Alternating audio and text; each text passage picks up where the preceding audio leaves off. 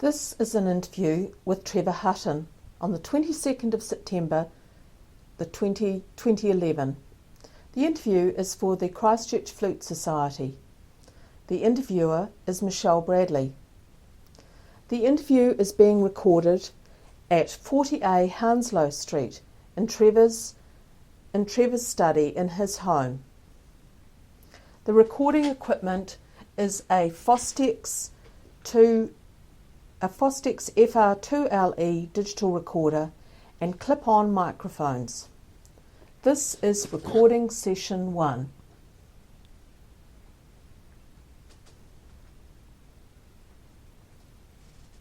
In today's interview, I will ask Trevor to give an account of his earliest years, focusing on his forebears, his early home, his family of origin, schooling, early experiences of music and other interests. It is 2:45 and I will record for about an hour. Thank you, Trevor, for your patience while I've set things up and checked the equipment. I wonder if we could start, please, with you giving your full name. Trevor Wynne Albert Hutton. Is there any stories associated with any of your names as to the connections in the family? My father, his name is Albert, or was Albert, and the Wynne is W-Y-N, and it's Welsh. And my mother's family came from Wales. So that's all I can say about those bits. Thanks for that. Now, what about your birth date? My birthday? Well, it's on the 25th of January, which is the same day as Robert Burns, the poet, the Scottish poet. And it's the 25th on the 1923. That's the day. And the locality where you were born? I was born, I'm not sure whether I was born in the home where we lived, because a lot of people did in those days, I'm sure it was, and my sister was too. And it was in the locality, was nearly central town, near the corner of St Asaph Street. We were in St Asaph Street, near the corner of that and Montreal Street. And it's fairly close into town, only another block from ours, and we're in Colombo Street. So we walked in those days. That's your earliest family home, and do you recall, was there a street number? The street? Yes, it's 109 St Asaph Street. And were there other houses around you? Oh yes, was, and it's an occasional business place, you know, even in those days. And it was a double two-storey house, identical. One was in reverse of the other, and had a door between the two kitchens of it, and the outside was where they did the washing and all that, and they were one big one right across. And it was lovely. It was just trying to think, 1, 2, 3 bedrooms upstairs in each one. Yes. So I take it from that you lived very close to some neighbours. Oh yes, there's neighbours next to us, and then there's a shop on the corner, and then went right up to the other, up to Durham Street. And there was undertakers here, Barrels, the undertakers, on that corner. And then we just had to walk the next one. There was up to Colombo Street, and there's a few houses up there, and quite a few business places too. So the homes were quite scattered, Trevor. There was homes and then there were also business yes, premises. Yes, but then in some of the other little streets, the homes right through from one end to the other, say between Montreal Street and Durham Street, and that's between St Asaph and Morehouse Avenue. I'd like you to give me the names of your parents, please. The name of my father was Albert Edward Hutton. My mother was Doris Winifred. And her maiden name? Williams. What were your parents called by their friends, let's say? What were their commonly known names? Well, I'm afraid I can't tell you much like that. All I know of them was grandmother and grandfather. Your parents, Trevor? My parents? Oh, what were they called? Oh, mainly my father was called Albert, some called him Bert, and my mother was called Doris, she's called Dolly. Do you know the birth date or the year of your father and the year that he died? And if you've got trouble with recalling, I've written down some notes, so we'll just see how you go with that. Well, I can't really recall when it was. I know it was in the 1800s he was born, probably about, he died in 1954, the end of 1954, and he was 69. So you can sort of work that one out. And your mother? Mother? Well, my mother, I don't know what date she was born, but I know that she died, we've just worked it out today, 24 years ago, 1987 or something like that. And she was 5 days short of 99. But she was a very good singer and entertainer. So tell me a bit more about even how you remember your mother. Well, my mother, she's a very pretty woman, and she came from a family of about 5 girls and a brother, and they came from Wales, as I said, and so I never sort of remember what their names were, but I remember what they looked like, and what they did, and what my grandfather did. Yes, and. Do you want to tell me a bit about your grandfather? Well, excuse me. He was a whip maker, and he had a place in town here, and the family. They sort of, I'm not sure what they did, they didn't do a lot in those days, the girls didn't, but my mother worked for her father, and she was a wonderful whip maker and to finish that, but because she had to go and look after the shop and work there when the father wasn't well, and that was the result of what happened when he went to the in Wales.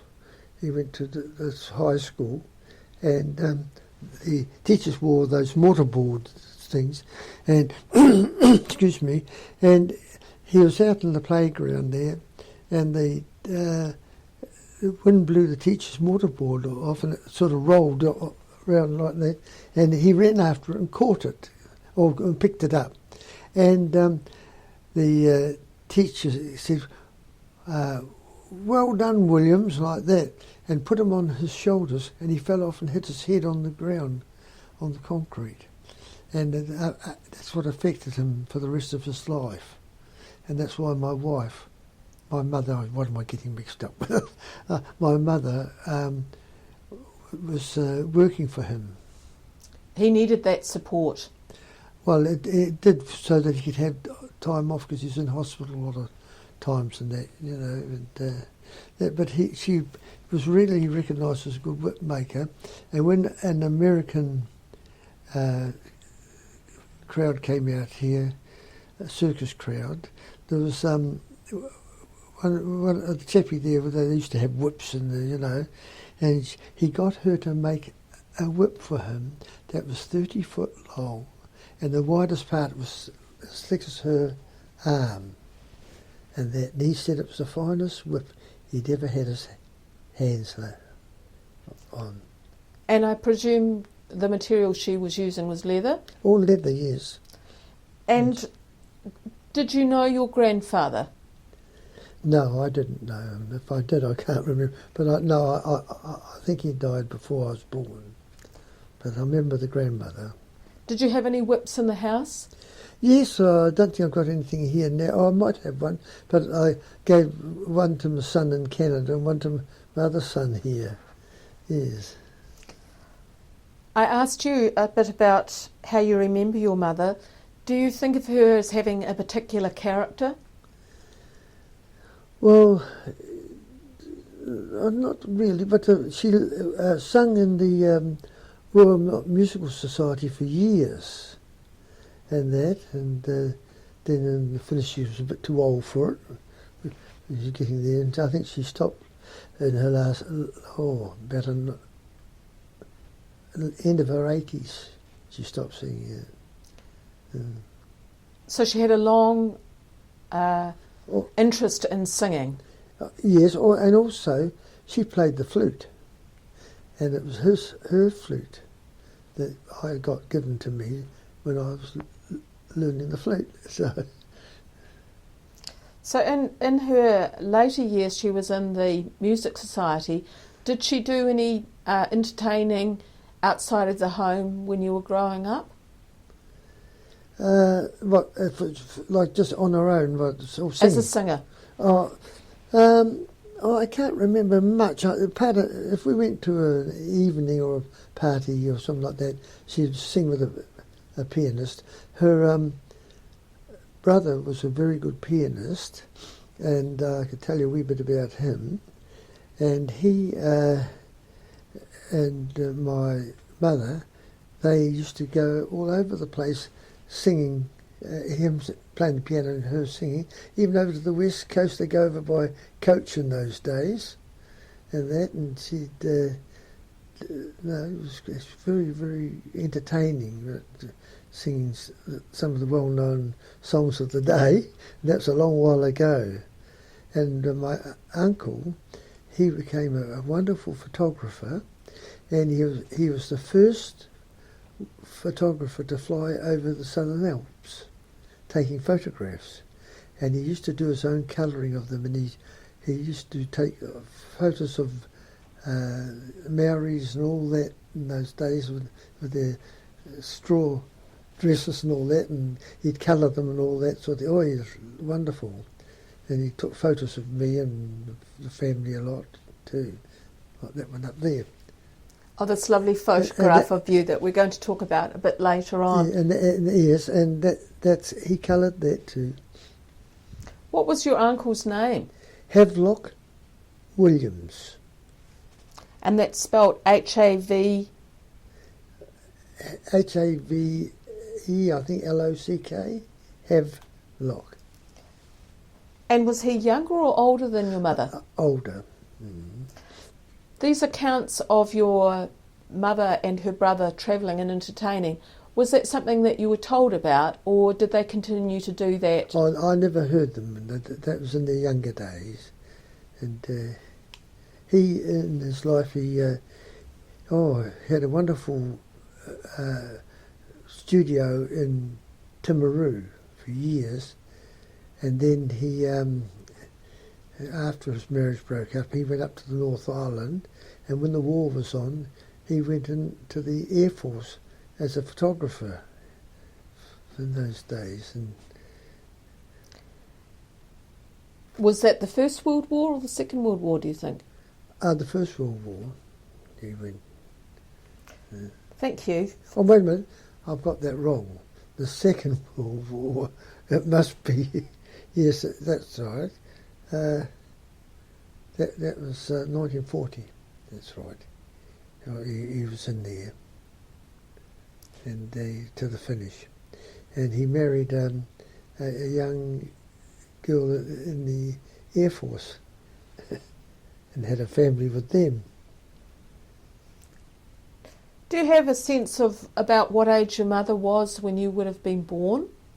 Was she quite young? Well, no, because she was in her probably 30s. And there's 5 years in the bit between me and my sister. She was older, and I was just thinking, yes, she, when she was courting my father, I think they engaged for about 10 years before they got married. Because my father, because he was travelling all over the country and playing and all that sort of thing, and music and that, orchestras and that. And so there we are. But my father was a very interesting person. He was very mechanically minded and that, and he was also ambidextrous, if you know what that is. He could do the same with both hands, that sort of thing. But he started off as an electroplater. He was doing that, and then I think it was Armstrong and Farrs that were ongoing for years after. They cut him out with their shorter prices and all that, and he couldn't do it as a one-man outfit. So then he worked at Islington Freezing Works until he retired. He was in the tinsmith there. So he took that on, and his job was spinning the tins when they were making the tins for overseas for animal tongues, sheep tongues, and he used to spin them around. Apparently they took a recording of how many right through the country of these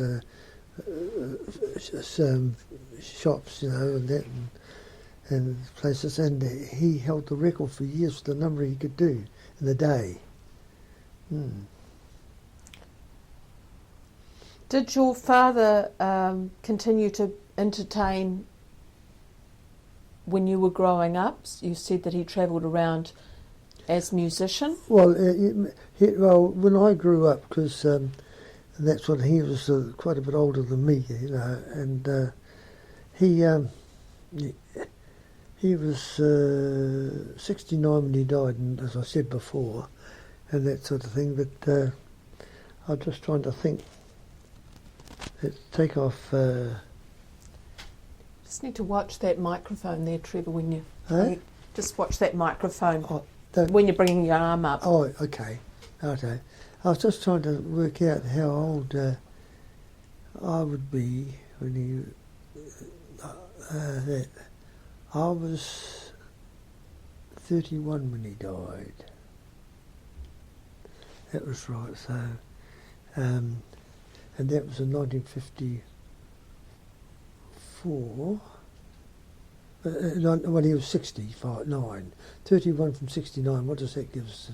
Gives us 38. That's right, he'd be about that when I was married. So both your parents were probably in their 30s when you were born? Oh yes, they were. And I was asking about your father continuing to be an entertainer when you were growing up. Well, he wasn't actually an entertainer on his own. He was doing a little bit of flute teaching and that, but he was in the orchestra, you see, at that time. And in the silent pictures, he was in the pit orchestra and that for many times with the I can't remember the game that will come to me later anyway. But he played in those. It's very interesting what used to happen. The Elwood trio.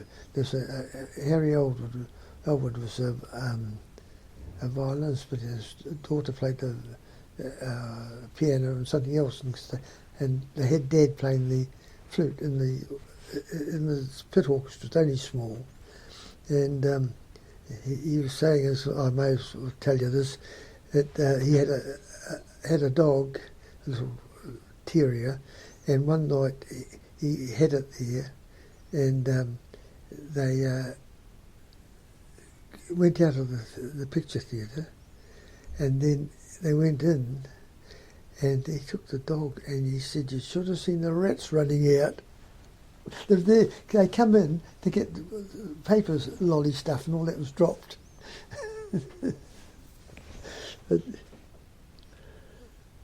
Because they didn't like the dog around.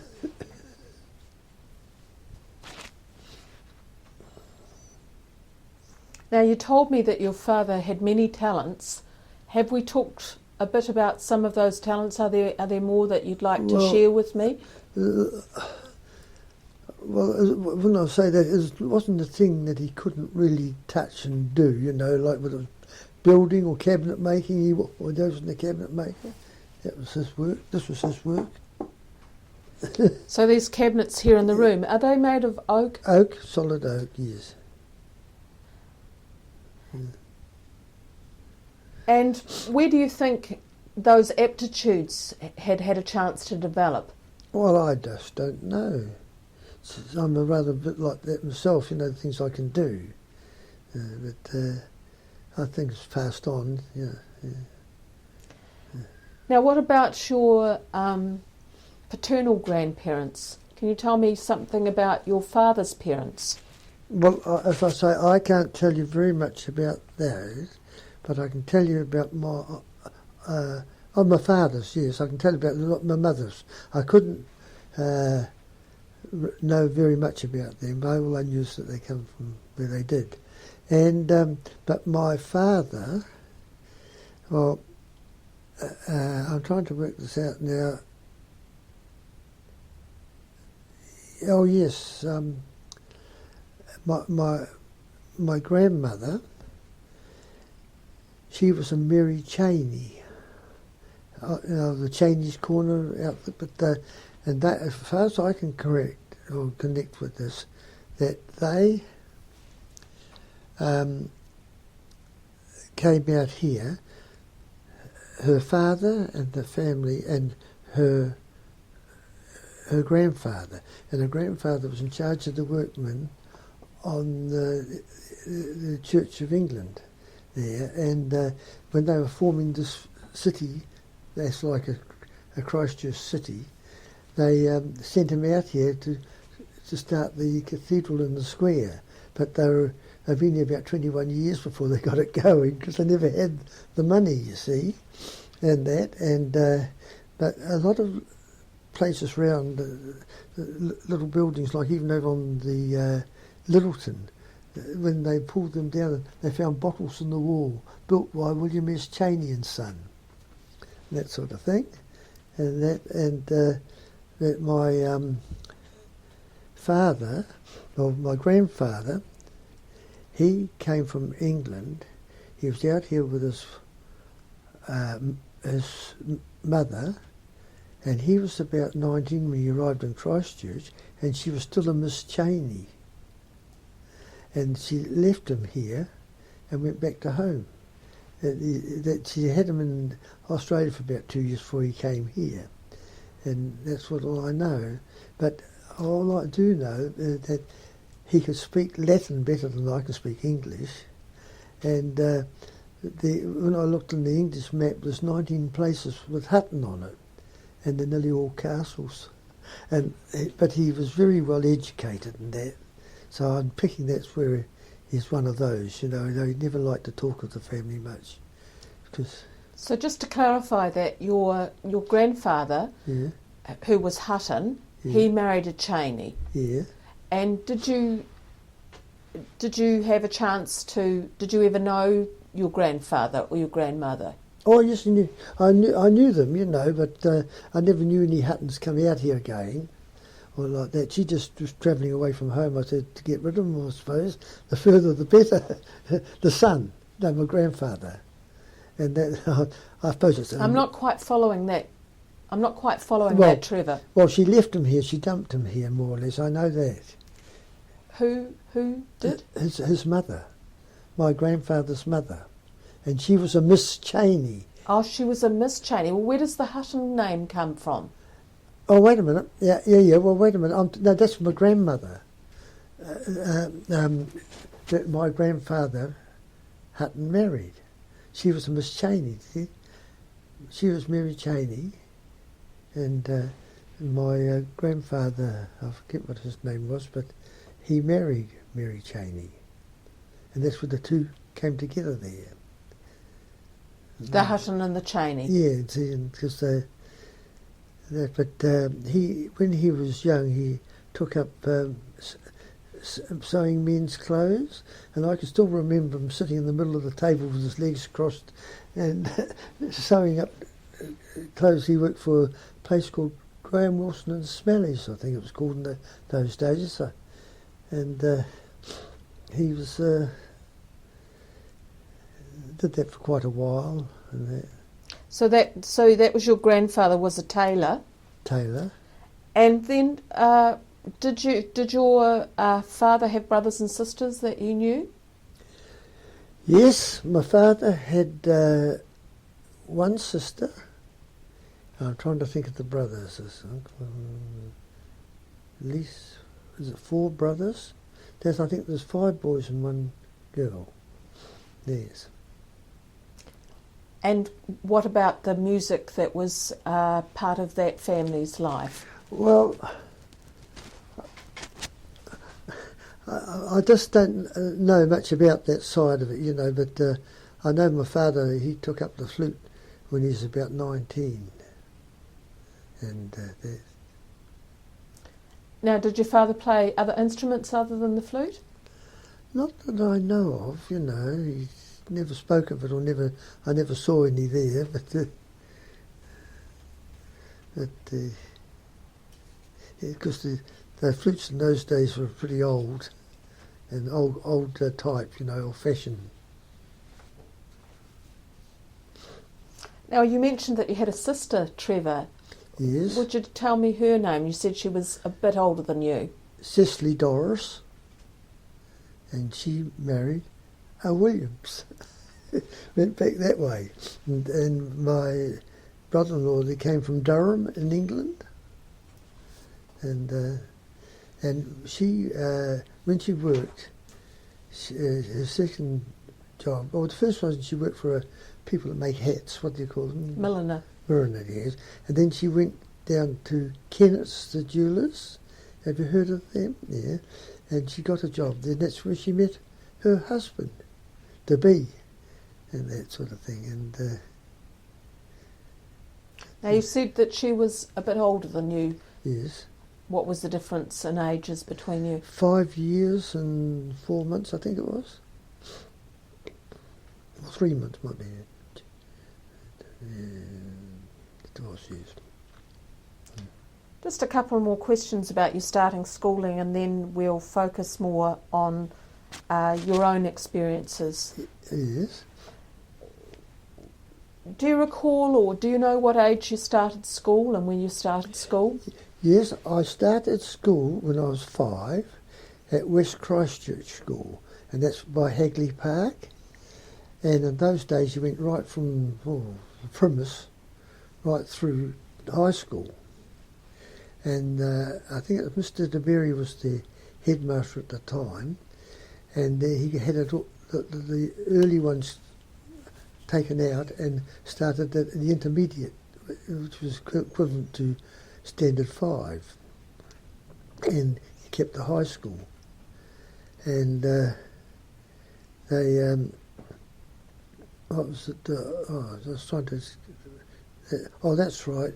And because I had to go to the normal school in Cramner Square for 2 years for the Standard 3 and Standard 4.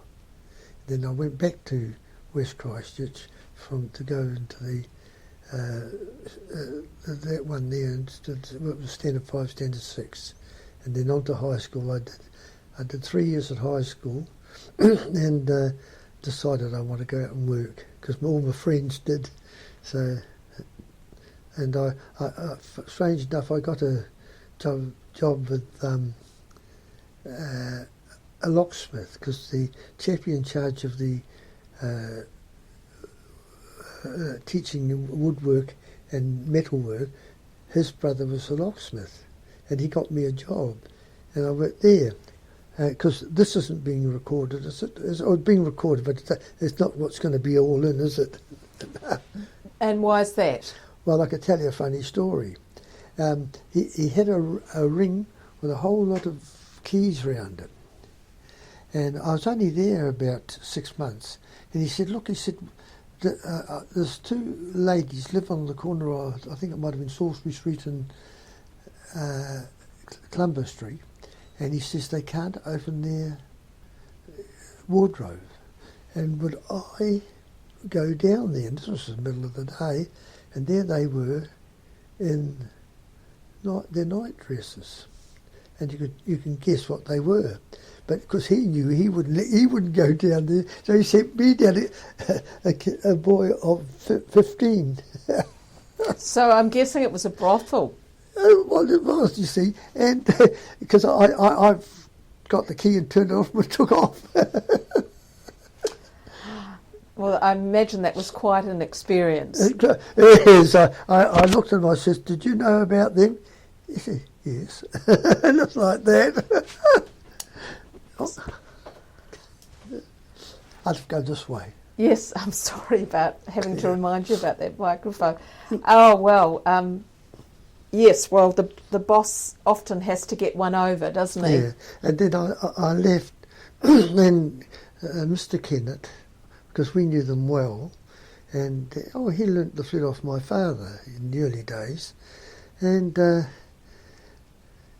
because my sister was working there, and I said I'd like to be a manufacturing jeweller, because they knew a crowd round in Castle Street, Richardson Henshaw, and they said that would be the best place you could go in Christchurch, because Partridge was the name of where they worked, and when he retired, he sold it to these two guys, Richardson Henshaw, and he came from England with his two brothers, and one went up North Island and one was somewhere else, and this one, and they were trained at Hatton Garden in London, where all the jewellery is. And because the Richards and Henshaw, they were well trained, and I was lucky I got there, because a lot of my skills I got from them, you see. So they actually were working in the premise? That they were working under Partridge. And during the Depression, he had about 9 there, I believe, and they went down to the 3. Yeah, it's so bad, you know, because jewellery's like that. I'm not sure, you may have already said, what was the address or the locality of the jewellery that you worked for? Oh, the 3. I worked for Richards and Henshaw. Where were they located in Christchurch? They were located in Castle Street, just near Clumber Street there. I was there 22 years, that's what I was apprenticed, and the apprenticeship was a 6-year apprenticeship. I don't think anything else was a 6-year apprenticeship in those days, and I came out of it the day that I actually started on my birthday, and so 6 years later I came out of the apprenticeship, finished it and that sort of thing. How about you tell me, when you started, what did you do of a day? What time did you start, and what would you do of a day? Just let's hear a little bit about the early part of the work. Yes, I think we started at 8 o'clock in the morning and finished at 5 at night, and I worked on Saturday mornings for that too. And I really was intrigued with it, you know, the equipment they had, you see, and it was very helpful for me. I got a complete jewellery workshop given to me too by another guy, all the machinery. Yeah, an old chappie I know. I went to school with his granddaughters, and he was in hospital, and they said to me, would I go round and play the flute in the ward, and I didn't, because all the other people were looking like this, and when he died, he'd left all the stuff to me. And what was that chap's name? Yeah, you've got me now. Oh, well, that's quite all right. Yeah. Give you a moment. Yeah. It's so long ago, many years. Yes. We can catch up with that later on. Was the work quite varied in those early days, or did you tend to be given quite simple tasks? They were, what they did, they kept me on silver for 6 months, and after they saw how I handled the silver and they were very particular with their bench. They had a cut out like that with your peg you worked on, and underneath was a skin to catch the silver or gold, you see. And then they took me off that, and of course I still did it occasionally through the time I was there, did some silver work, and they put me on to gold work then. And we made all sorts of things, from bracelets, bangles, necklaces, and all sorts of things like that we did there, just all by hand, and that sort of thing. It was really good, very interesting. And then after 22 years, I thought I'd like a change, and I went to Kennedy's Diamond Rings. I think we might slow down a bit. Just describing that workplace that you worked at. Yeah. So you had a wooden bench, Yes. and then you had like a pouched space in the centre of the wooden bench. Is that down underneath, about that far, and you see you're filing, and you had a peg that you worked on you worked from? on, and held it like this. As a centre post, so to speak. Well, you worked like, just like about that wide, and it tapered out that far in the front of the bench. And because you put your hand on, you held everything. All the rings and that, we never held them in pliers. You held them in your fingers while you were filing stuff and everything. Bangles, anything, didn't matter what it was. But they wouldn't allow me to use pliers on, although we had pliers, but you weren't allowed to do that.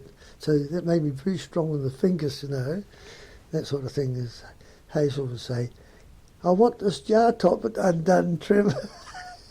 So this central post was to help hold things. Yeah, but it wasn't down far. No. It was just a face cut out in the bench top. Yes. And it went in like that, and it was screwed in. And that would be your workstation. Yeah, that was what it was like, and they were all like that. And then I went to Kennedy's, and I was there 11 years. It was very nice there. And then I left there, and I went for another years to Fred Sladen and Sons in Armour Street, that's right. And Sladen's were in High Street. So I went there for 11 years, and when I retired, it was time to retire, I retired from work. I'd like to go back and talk a bit more about your early years, Trevor. I wondered if you could cast your mind back to going from your home to the normal school, if you recall what it was like in central Christchurch at that time, or just living in central Christchurch. What were the places that did you mainly play in your backyard? Did you wander far from home? So a little bit of a sense of what Christchurch was like in that time. Well, there definitely wasn't the traffic around, and we often used to play out in the road with cracking a whip or something like that that my mother made, and that sort of thing, outside a big place. I was trying to think what their name was. But anyway, and on a Saturday afternoon, there were no cars going along there. There's the odd one in the week, but now there's thousands every day. And because I walked to school, and I had to walk to right up to Kilmore Street to over the other side of the park, and then also I had to walk to the high school,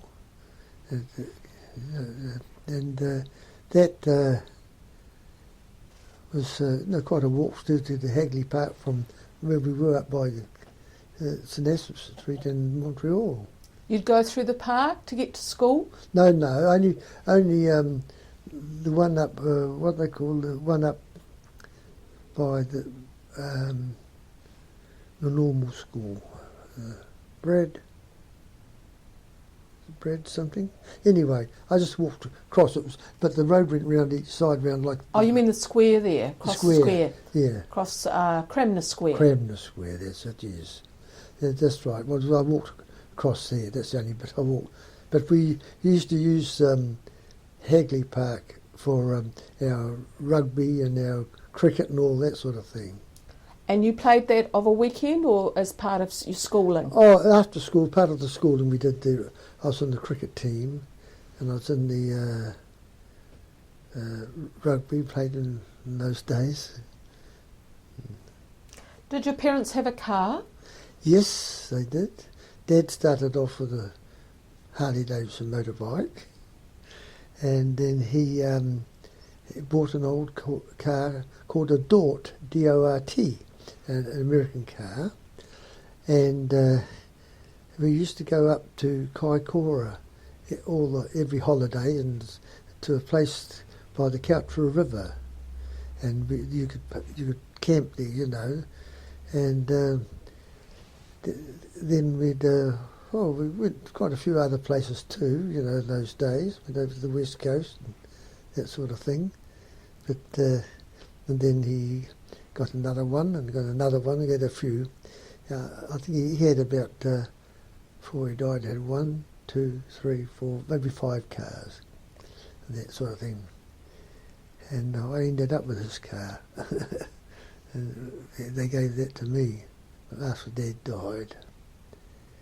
And it was quite nice. It was an old V8, and that sort of thing. And it was rather funny. Hazel and Mum said, "Well, where are you going?" "We'd like to go to Dunedin." I said, "Oh, well, take the car." And Dad said, "That'd be good. Take the car." So we took the car, and it was a sleeper, and you could make it into a bed at night, you know. So we went right down south to what's the name, Dunedin and that, and came back. This is after you married? When we were married, yeah. Went down on our honeymoon.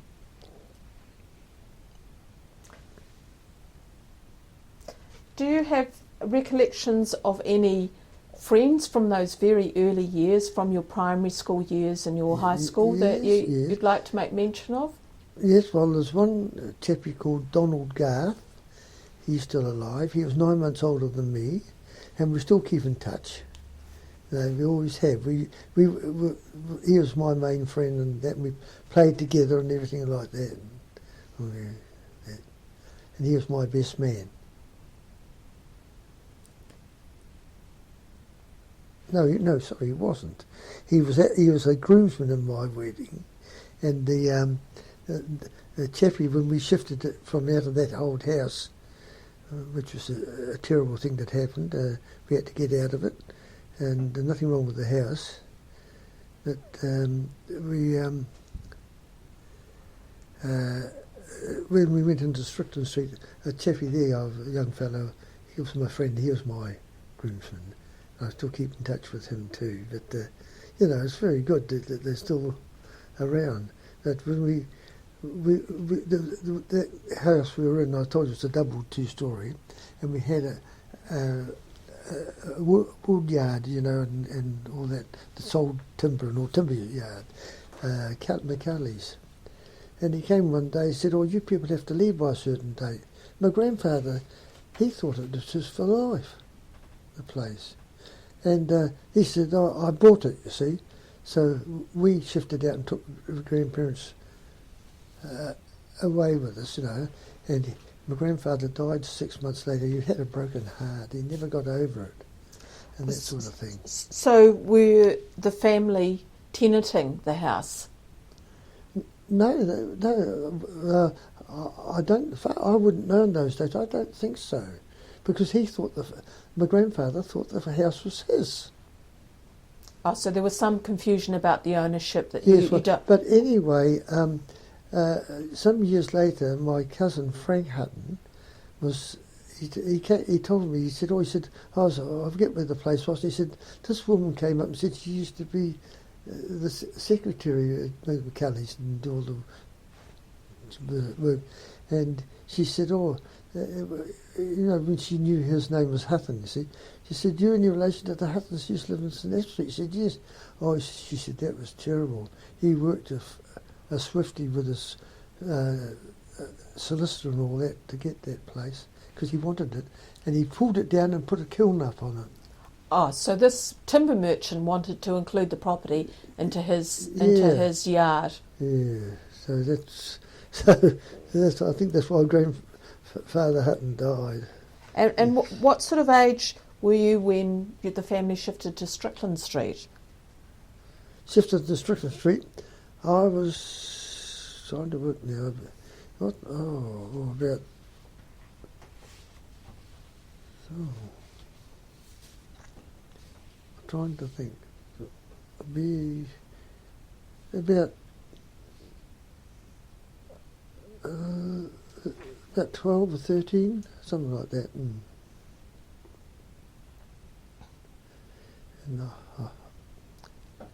And the house was still standing, and it was built in 1900. Beautiful two-storey house. Are you saying it's still standing now? It's still standing, yes. Strickland, and do you recall the street number of the Strickland house? 135. Now you lived there. You ended up living there quite a long time. Yes, and when my father died in 1954, my mother was there on her own until about I'm trying to think of it now, it might be 1981 or something like that. She lived by herself, and at 90 she was putting in her own garden, still digging the potatoes in at 90. I wanted to talk to you now to ask some questions about your interest, your earliest experiences of music. Well, they were very interesting in those days. My father said to me, at school, that's right, they were making a fife band. They had a drum band, but they wanted to get a fife band. And they wanted to know anyone wanted to get a fife. And I thought, I'd like to. And so they got one in, and it only cost me 2 6 for a fife. And it's made in England. And because my father playing the flute, the fifers played similar, you see. And so I took it home, and he said, right, and you're going to learn straight away. And I played the fife. I was able to play a scale that night, the first night. And when we went back to school about a week later, and what's the name, the chappie running the band, he said, has anybody learnt to blow the flute? And I remember this boy, what was his name now? My memory won't go back that far. And he said, yes, Hutton, he can play the scale. And there's about 6 or 7 or 8 of them who bought these things, you see. So that was all, because I had my father, you see, and that's how it was. So from that very first, the purchasing of the fife because of that encouragement from school, how did things progress from there? Well, when I was playing it well, Dad said, well, you better go on the flute, my boy. And I was 9 then, and he put me on the flute. And because I had they gave me my mother's flute, because she was quite a good player, because my father had taught her. And I was very lucky with my father, because he was recognised as the best flute player in New Zealand at the time. And he made me practice, and I was practising, quite a lot every day. And even at high school, I was doing 2.5 hours, and you can hardly get them to do half an hour, even at high school now. you know, they're all so busy. And when I was about, I suppose I've been learning about 11 or 12, the conductor, Gladstone Hill, said to my father, bring Trevor along to listen to the band one night. So I went along and was listening there, and then at half-time he put me on his rostrum, grabbed my father's flute, and he said, now you play for these men. I nearly took to pieces. It was a military band, like the Grenadier Guards and that, and there were 62 players in it. Well, most brass bands are lucky if they get into the 50s. They're smaller. And but anyway, I still remember what I played. I played the Intermezzo from Cavalier Rusticana and I played that, and I did it from memory because I didn't have any music and that. And he came up to me and he said, you're now a junior member of the band.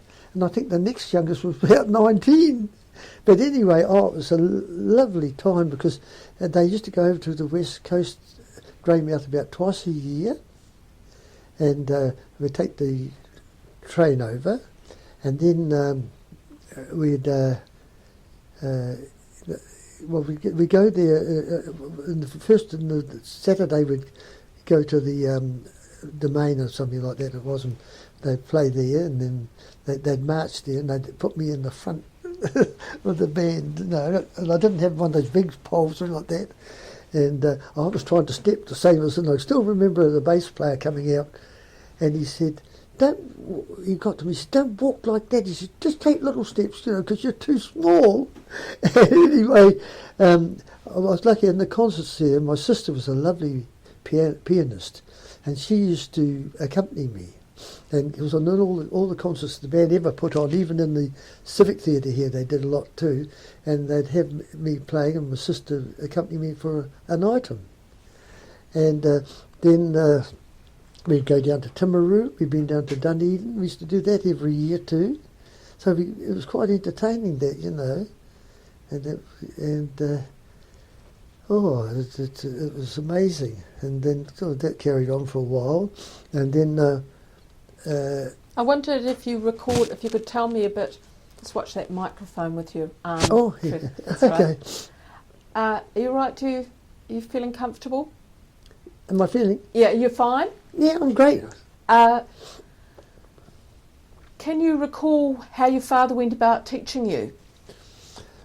Well, he taught me off, you know, and showed me what to do and how to read the music and all that, and he'd set it to me. You know, to show me what I had, you know, to play this, you see, and he taught me that. And then when I was practising and all that, he'd never stand over me. If he's in the other room and you heard me and he made a mistake, he'd come in and he said, now, do you do it like this? He showed me how to do it. Then he said, you do it, start slowly. And then you've got to work it up to the speed and do it 6 times without a mistake. If you make a mistake, you start again to do it 6 times. And that's how I did it all the way. And he said, you'll never forget how to do it, see? And it's just true too. So he was quite exacting, but he wasn't a harsh teacher. Oh, no way, you know. Oh. And you said that you practiced for, you know, those long periods, 2.5 up to 2.5 hours. I was at high school, yeah. So did you always go willingly? What was your general attitude about having to do your practice? Well, I liked doing it, you see, and because I was playing in, I'm not sure, I thought I was playing in an orchestra when I was about 14 and that sort of thing. And because my father, he played duets with me too, and that was nice. And then he was in the Savage Club, the Christchurch Savage Club. Do you know how that started, the Savage Club? It started in England in 1854, I think it was. And it started here about 18, started in Christchurch in 1894, so about that time I think it was. And it was all men in those days. And the one in England started off with men that say they were doctors and solicitors and all that. They played instruments, you see, and they used to get together and entertain. quite often, you see, about once a month or something. And one night they'd been talking about this notorious man in England. I don't know whether he's going up for murder or something like that. And somebody said, "Look, what are we going to call our group anyway?" And one fellow said, "Why don't we call it Savage. Savage? Yeah, why don't we call it Savage?" And that was the guy's name that they were talking about, you see. So that's what and I believe there was royalty joined it in early days and that sort of thing. Our one, when what happened was the conductor, Len Barnes, he said to Dad for me to go along. I was only 14 at the time and I was playing very well. And he said, "Come along and Trevor can sit in there, but you must remember you have to be 21 to join." But anyway, they never turned me away, and I was able to go once every second Saturday with my father, and they'd have this choreo, as they called it. And Tell me a bit about that. choreo, well, I think it's, isn't it Maori? And because they all took up the Maori regalia in those days, and there was no trouble from them. We even had a chappie who was in the Maori battalion. He was a captain or something like that, and he was in the Savage Club, and he was terrific. And if anybody, like they did something or said something in Maori, he said, "No, it's not said like that," and he'd tell them how to do it. He's lovely. He got killed over there anyway during the war. That was the Second World War. And anyway, from the day I started, and I'm still in it, it's 75 years. And I'm still going. And that's the... Yeah, and because we had 150 members, and there's about that many trying to get in. And because you get in when you're 21, you see. But I was a lot younger than that. I was 14. And I kept there. I think I've been made a member anyway. And there, I was at we were in there all those years, and now we're down to about 30 members. And it's not the thing for the young ones in that today, they got something they'd rather go to the hotel, I suppose, at night, and that sort of thing. Could you tell me the name of the military band, because we didn't actually get that earlier on? Derry's military band, and my father joined it about 1904. And Ted Derry used to be in the Woolston Brass, and he went away with the New Zealand band over there, and he was so intrigued with the military band. See, we didn't have one here. See, and because like they had all the wind instruments like flute, about a dozen clarinets and all the orchestral wind instruments, you see, as well as the brass. And my father, he joined in 1904, and then I joined it, as I say, when I was only about 11 or 12 or something like that, and that sort of thing, and I started to play in it. And, with them too, you see, not just go away and playing a flute solo, and then I was years in it, about 19 or something. So you were playing in multiple bands at the same time? So you were playing in the Savage Club and the military band. Were you playing with several different groups, even as a young lad? Yes, yes. Well, anyway, with the... we were talking about the Savage Club, weren't we? Oh, no, Derry's military. And we went right through to, for quite a few years, through the war, and we had a Captain King.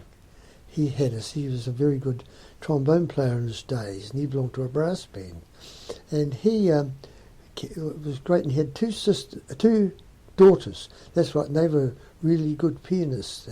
But we, as I say, we went through, and he decided to get out of it. You know, he'd had enough, and then we ended up with a brass player who was, I won't mention names, and he was intent on turning it into a brass band, but he didn't say all at once he was doing that, but he was putting on brass band music, and because that was all right for the clarinets, they were the same pitches as the trumpets or cornets, and the other instruments too, you see, and but the piccolo, like in an orchestra, is pitched in C, but the brass band is pitched in D flat, the semitone higher, and he put on an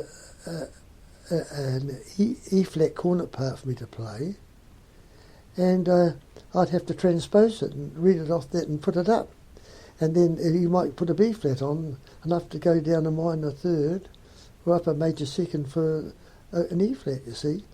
And there's nobody in the band could do it, but my father had taught me that years ago to transpose and that sort of thing, you know. And anyway, once when I was in the Freeway Orchestra at the same time, and one day I still remember I went and I just sat there, and he said, "Aren't you going to get your instrument out?" I said, "Well, look," to him, I won't mention his name, and I said, "That library of music you can see there, it was the length of that wall, was all military band music." I said, "When Grenadier Guards came out here with the band, Major Miller was the conductor, and he said we had them at our band room to sort of have a bit of a night with them, and he said that was the finest library of music he'd seen outside England." And anyway, not long after that. What was the point you were making in telling him about the library? Well, because we had all that music, why didn't he use that music, you see? But and in the finish, he called all the wind players in, and he told them he's going to dispense with us. He didn't want us, you know. And was that a bit of a blow to you? Oh, of course it was. And all the clarinet players had nowhere to play. In those days, there wasn't the music around like there was now, you know. That's all they had to play in. So is this in the late 40s or later than that? No, it was 1948. Just going back again to when you were learning music, were you playing several instruments? Were you playing the fife and the piccolo and the flute? No, see, when I played in the fife band until I left, and I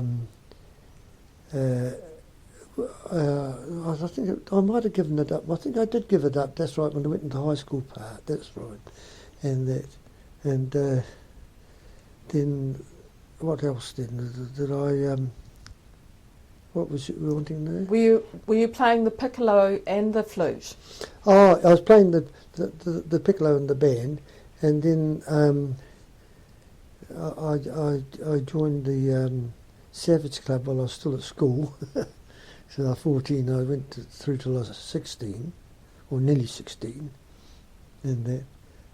I was really wanting to know, you learnt to play several, you were learning to play... several instruments. No, I didn't. It's really just that one, you know, the flute and piccolo.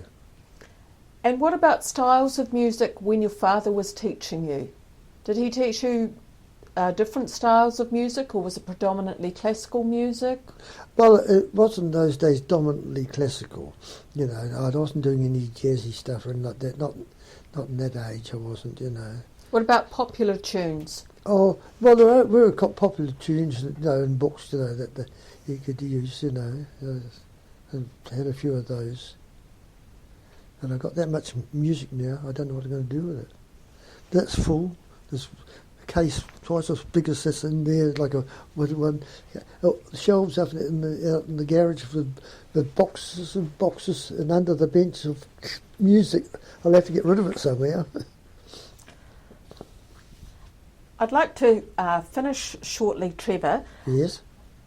Tell me, as a final question, could you, I'll ask you if there's anything else that you'd like to add, but as a final question from me, the flute that you had, that first flute, you said that it was your mother's flute, did you? Yeah. So was that what you played on, or did you get another flute in later years? I played on that wooden flute until because I used to have to pull it out a wee bit, the head joint, to drop the pitch, because they turned over. Actually, I think it was the radio went over to low pitch about 1936, but a lot of things didn't. Even the bands, they hadn't changed for years after.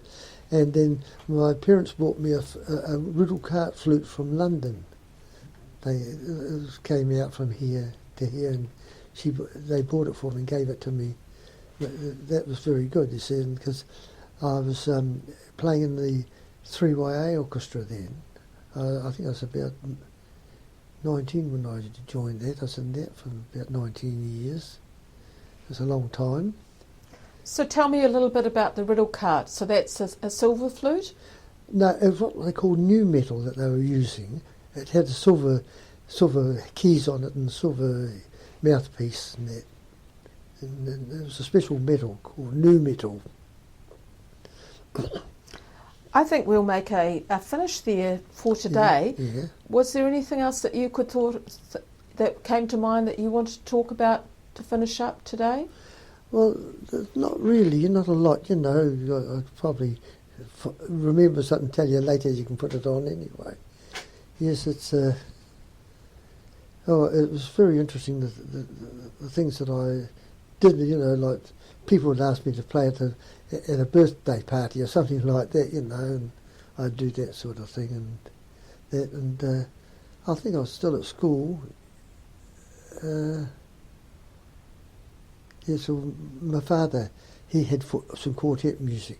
He had two friends who'd come around, and they'd come around, my dad and I would play with them, you know. But it's been a busy life with it up until I got too old, you know. Well, I'm not too old, I'm still playing at nearly 90, 89 at least, nearly 89, still playing. And I'm enjoying it too, you know, that sort of thing. And luckily I made my own flute. Yeah. Well, we'll meet again and we'll talk about more topics. But for today, I'd like to thank you. Yeah. I've certainly found it interesting listening to you talk about your early experiences. Yeah. Well, what I'd like to show you is a flute I've got, my gold one. Now, when I come back, yeah, I'd love to do that. Yeah. But we'll make a stop for today. Yeah, that's right. That's okay. But I'd like to do that, but don't tell everybody I got a gold flute. I'm going to stop there, though, Trevor.